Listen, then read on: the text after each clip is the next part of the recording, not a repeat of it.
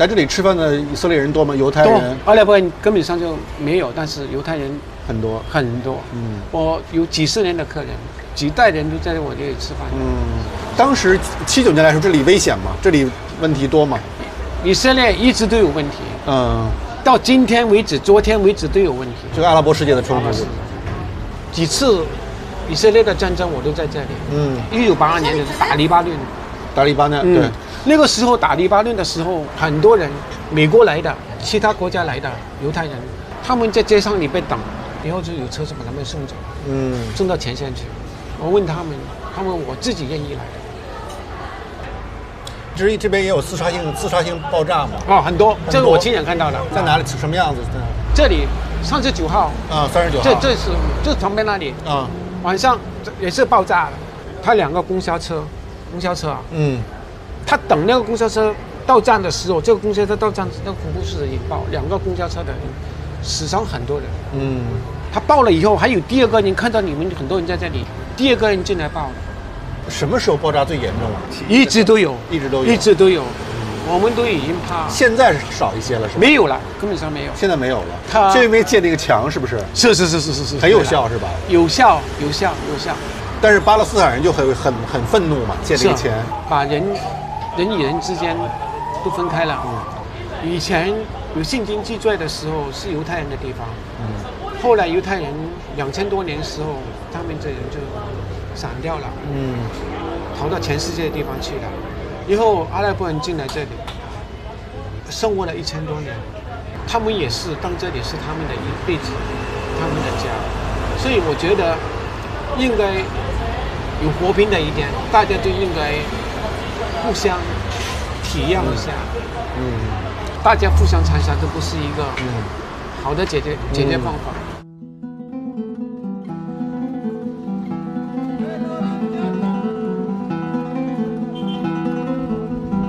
哇，这么高这墙，比那个柏林墙高多了。对啊，高太多了，这得有什么8米、10米高。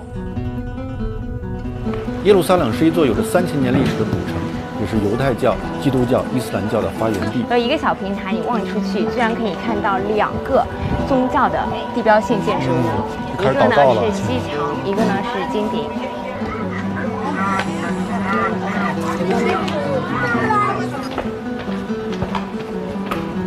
与耶路撒冷相距1小时车程的特拉维夫，却是一座引领世界科技的现代都市。我相约赫拉利在这儿再次见面，我很好奇，如此复杂的环境对他的影响是什么。Hi, see you again. Hello. Hi, see you again. See you again. Hey, how are you? Hi. Nice to meet Nice to you. meet you. So where to go? We need the car. Yeah, we are ready. Yeah. Please. You know, I just traveled from Jerusalem, the old city. You see the different culture, different religion, and I mean very mixed culture, and lots of burden from history. Is there a kind of Israeli mentality? Could you describe it? As a tourist, maybe you go there. Oh, it's very interesting. Or you see all the old places. All this is where Jesus was, and so forth.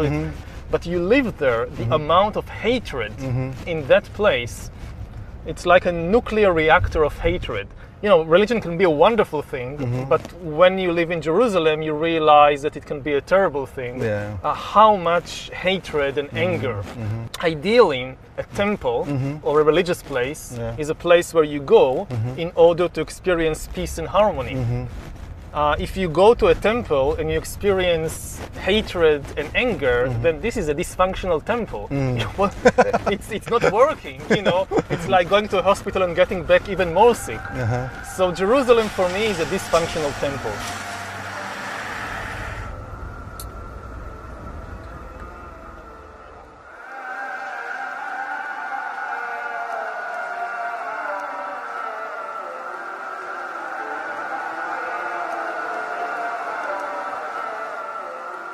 How this kind of things shape your mind, shape your... The influence on me of if this is what you ask, it obviously has an impact.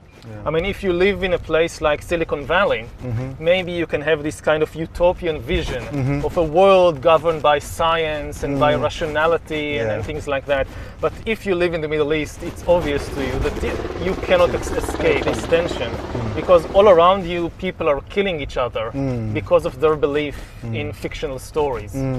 So it's very clear to you that fiction is an extremely powerful thing. My house, the village where I live, is exactly middle of the way between Tel Aviv and Jerusalem. On the one hand, I'm very connected to this world of Tel Aviv. Modern technology, modern technology, world, high tech, all that. And on the other hand, very connected to Jerusalem with all the religion and mythology, and especially this is why I think much of my writing and scholarship is about this tension between the modern world of the 21st century and artificial intelligence and all that, and on the other hand, the still great impact of all these mythologies and fictional stories and religions. When did you notice the tension? When did you notice the hatred of religions and I think only when I left Israel and I went to do my PhD in Oxford, then I realized how much tension there is in the place where, when you're born into it, you think, well, this is how the world is. And only when you go out, you realize, no, this is not how the world is. 为了更充分理解这个国家与赫拉利，我约了几位当地人闲聊。我的朋友王石正在以色列游学，他与我一同前往。007那个谍战片的这个行业，对。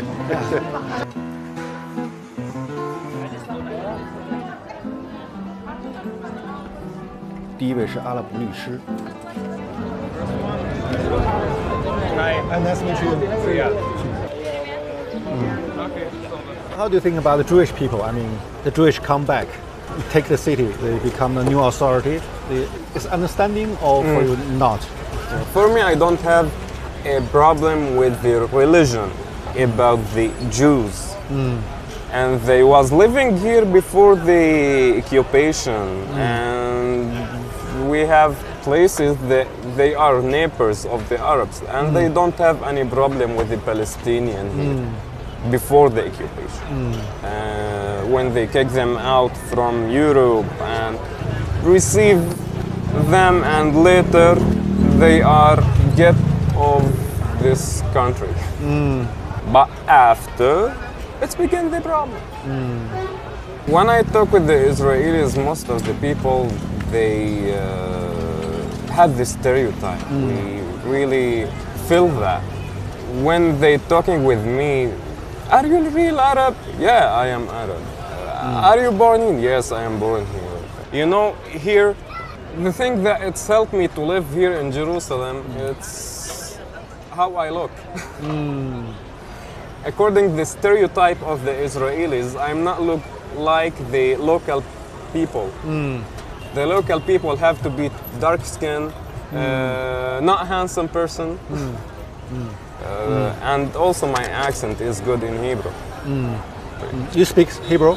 Yeah, of course, because I'm a lawyer. And in a good accent. So what's your nationality? Nationality, I don't have any nationality of any country. It's just residency. If I pass something, if I travel more than 3 or 7 years out of Israel, so they can get the ID, my ID. It's mean they can kick me out anytime. Like that we live. Do you have any solution? I mean, actually, I don't see any solution. I am born here and I love this country. I will not pass to anywhere.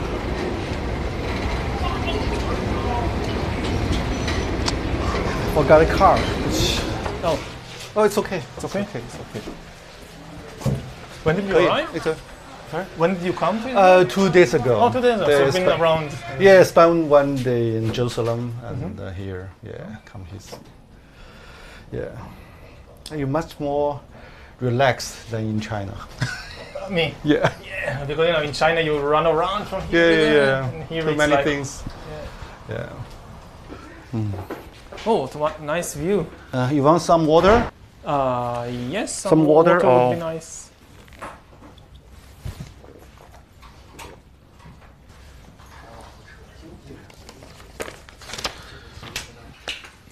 Tell me more about, your self-searching in Oxford, your life, your thinking, your mentality, how the change happened. Yeah. How the change happened. Yeah. Well, I went to Oxford to do my PhD on military history. I was always very interested in the big questions of life. Yeah. What are we doing here, and what is the meaning of life, and what is the source of suffering in the world, and things like that. But I got the impression that you couldn't really engage with these questions in the academic world. The academic world is kind of pushing you to focus on more and more narrow and specialized questions. On a parallel track, I'm personally very engaged and interested in these big philosophical questions. Big tension for you. Yeah, when I got my tenure at the university, I felt that, okay, now I'm kind of secure. Now they can't do anything to me. I'm some terrible crime, like you murder the dean or something, they can't touch you. Yeah, yeah. So I try and reconnect the two tracks with these big questions about humanity and about life. I guess it was luck had something to do with it, but it was very successful. In the 20th century, there are some historians also ask big questions like Arnold Toynbee, H.G. Wells. How this kind of tradition shaped you? Influenced me. Yeah. The biggest influence on me, I think, was from Jared Diamond. Jared Diamond. He was a specialist in birds. Yeah. Yeah. He was the one who came and kind of showed the historians, look, you can do these things to, like, looking at humans from a bird's eye view. From bird to bird view. Yeah. So you're comparing Jared Diamond. What's your advantage and disadvantage of your books? Their strength compared with me is that I don't really have any background in biology. But if you just know biology, if you just understand evolution and you know everything there is to know about humans, you can now explain human history. I don't think that this can work because human history also has a very important ingredient of culture, of ideas, of stories, of fictions, and this is kind of my speciality. The exploration and understanding of fictions and mythologies and stories and their immense impact on human history. And if you don't give enough importance to the stories, to the fictions, you will never understand something like the Second World War, or like the French Revolution, or like the rise of Christianity. There was no biological or geographical explanation. So what do you think the major flaw of your theory? Have you ever think about it? Of my theory? Yeah, your perspective. You try to explain the whole world, the history, but what's the major flaw in the process? Well, if I knew the major flaw, I would have corrected it. But there are definitely flaws. Do you have any kind of worry? Maybe I speak so much about the change, the process, but actually I don't understand very well. Do you have any kind of concern? There are many areas. Because your tongue in the books is so confident. So, yes. Yeah. There are many areas that I talk about and I have no first-hand experience. I just rely on what the experts in the field say and I believe them. And I have no ability to kind of verify for myself that what I'm saying is true. I just believe them. So it's only second-hand knowledge. I read articles and books about artificial intelligence and what are the principles behind the program, behind the machine learning. So I trust that they are right. I hope that they are not kind of, making this colossal mistake and leading the entire world after them. 赫拉利对多领域的探索，对二手知识的运用与宏大叙事的热情，让我想起另一位以色列朋友，他即将成为一位拉比，是位教授塔木德的老师。这部古老的典籍覆盖了犹太教的律法、习俗、祭祀、礼仪等。You gonna join me? Sit. Yes. Okay. Come, welcome.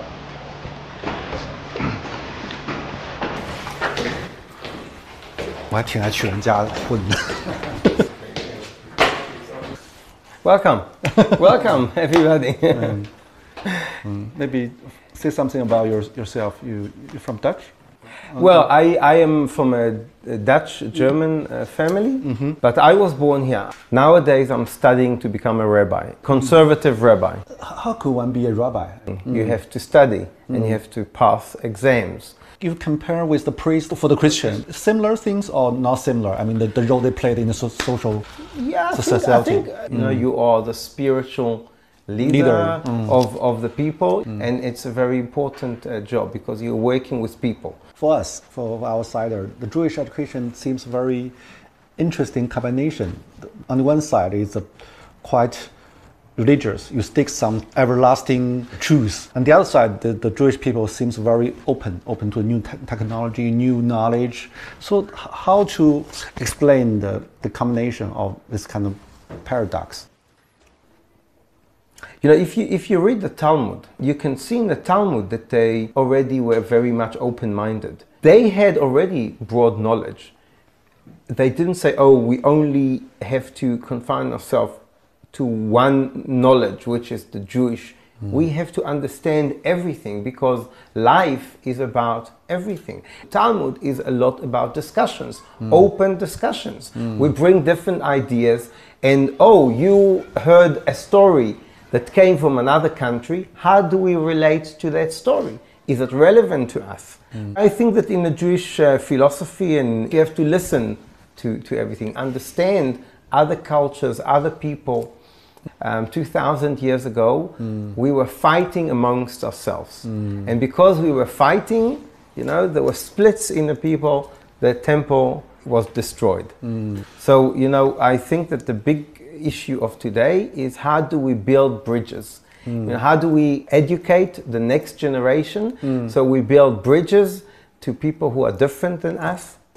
And how the Jewish people deal with the trauma? I mean, teach the kids to know the trauma, to know their past. We realized that the stories are very, very important. Everybody started talking about it and understanding that it is important to discuss it. Do you think that Israel today still facing kind of existential crisis? I want to believe that not. I think that, look, there are people in the world that say that they want us to disappear. But I don't think that, you know, practically it's possible. But human beings are not always predicted.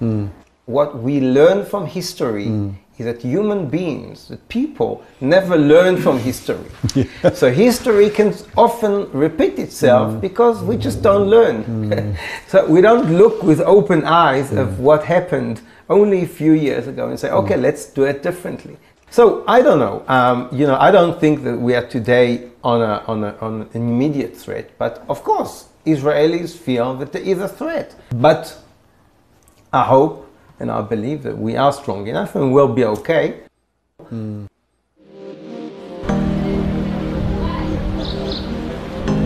在以色列，宗教深入人们的生活，不同教派主张各异。 The fulfillment of my people's prayers for 2,000 years, 3 times a day. The Jewish. 海雅是一位有着3个孩子的正统教犹太人。Do you still feel lots of dangers everyday life in everyday life?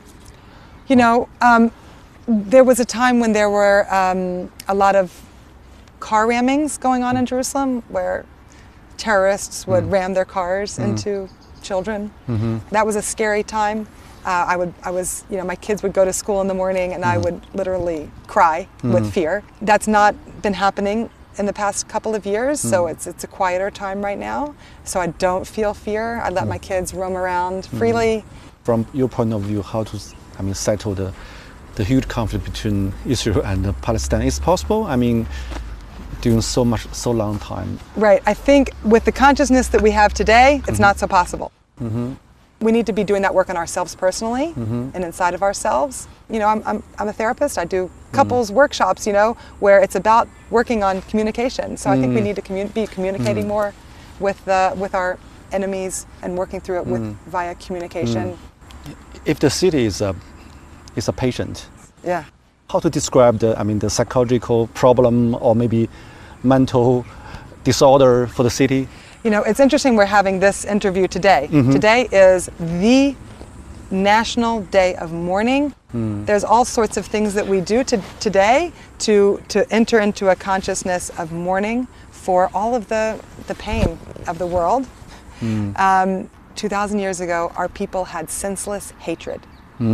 We hated for no good reason. We hated our brother, we hated our cousin, we hated. And for that, our national story goes, our temple was destroyed and the Jewish people were dispersed all over the world because we could not love each other. That's our psychological ailment is hate. And so the fixing of that is going to be love. It is love, senseless love. What does that mean and how do we do that is a whole other question, but I think just having that awareness, and we're trying to learn how to love senselessly. Wow. I know that seems like a little bit like theoretical maybe, but I think it's true. I think that's where we have to start. So in your book, you also mention about the global meaning crisis. Actually, people don't know who they are and they lost identity. So how to cope with it, from your point of view? How to deal with the phenomenon? We can't come back. We can't go back. We can't go back. This should be But very clear. Yeah, we the road must create back. new. Yeah, what's new? What's the new meaning? I think that always the key is to get to know ourselves better. When people ask what is the meaning of life, they usually expect to be told some story about the universe, which gives them some role to play.